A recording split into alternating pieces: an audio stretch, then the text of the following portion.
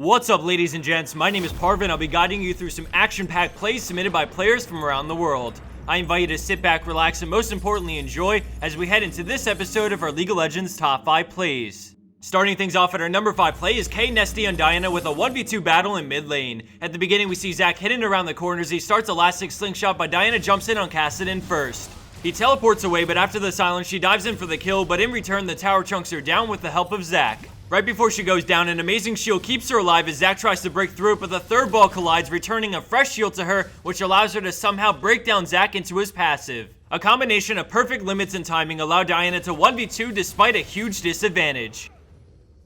Our second play takes us into a close team fight near Dragon with CranOpz on Jarvan. Right from the start we see blue team running away with the fight, leaving Jarvan and Ezreal in a 2v4. The enemy team chases after Jarvan, and thanks to the slow from Ashe we see blue team quickly gaining on him, but then something brilliant happens. Ezreal fires off his ultimate as Jarvan turns at the same time with his EQ into Cataclysm, crushing the enemy team in a huge 2v4 turnaround they didn't see coming. It just goes to show the element of surprise and synergy can overcome situations with bad odds, but now we're going to switch gears to our number 3 spot with a solo play coming from Grifal on Vayne. Out of nowhere, a wild Rammus appears, so she condemns him back in Pop's final hour, immediately cleansing the taunt as the enemy Sivir approaches, so Vayne switches targets. The boomerang goes out, so she flashes away from its return path and utilizes her ult to keep Rammus guessing as she finishes off Sivir. Using the true damage from her W, she goes after Rammus, going into stealth and picking up the double right after. Left in a 1v1, Sona kites back while rotating through her abilities to try and bring Vayne low enough to turn with Ignite. All of a sudden, she turns as Vayne goes over a Nidalee trap and gets ignited, but an amazing Quicksilver Sash takes off the debuffs, allowing her to lifesteal through the damage and take the triple after an intense 1v3.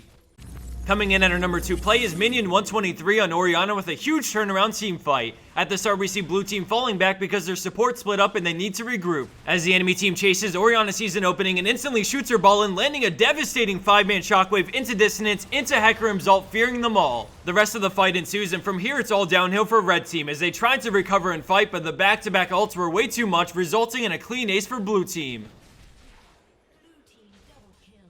And for our number 1 pro play for this week, we have foreverhin on Kassadin with a play that would make Xpeke proud. At the start, we see it's an hour-long game with red team over 100,000 gold. We see Kassadin hiding out near the enemy base, waiting for them to get into a fight, and when Lee Sin picks a fight, Kassadin begins to split push. As the fight explodes, we see blue team try their best to hold them off because they know the whole game rests in Kassadin's hands, but they're fighting a man down, so they decide to try and stall red team from recalling. Nocturne runs in blindly with Paranoia up to cut off vision for the enemy team and to force them to continue fighting. Nocturne goes down quickly, followed by Rumble right after as blue team throws at them whatever they can to stall. Twitch gets stunned and dropped extremely fast, but the aggro on the wolves stop Veigar from recalling right away as some members of the enemy team recall as the rest of them head in to win the game.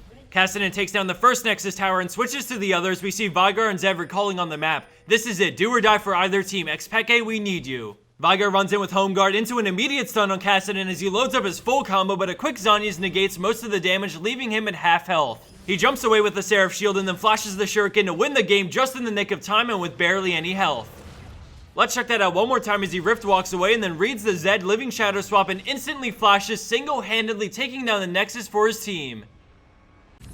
And for the bonus scoop of the week, we have Shartfest on Taric working together with Ezreal to win a long fight, all while disregarding the wall. Like always, if you like the plays in this episode, please feel free to give it a thumbs up to show it. Also, feel free to comment down below with your favorite play of this episode. I personally love the intense Kassadin backdoor and want to know what you guys think. Thanks again everyone for watching, and I'll see you back here soon for the 150th episode of our League of Legends Top 5 Plays.